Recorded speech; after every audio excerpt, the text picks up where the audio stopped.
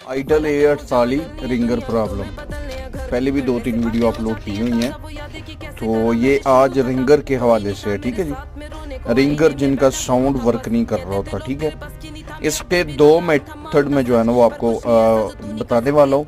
अभी तक अब चैनल को सब्सक्राइब नहीं किया तो कर ले, न्यू यूज़र आने वाले। Thank you so much. ये देखें ना, ज़्यादातर जो है ना वो 50 से 60-70% जो इशू होता है वो होता है इसकी स्ट्रिप का। बार बार ये चार्जिंग स्ट्रिप जो है ना वो ये चार्जिंग बेस चेंज करवाने से जो है ना वो इशू आ जाता है।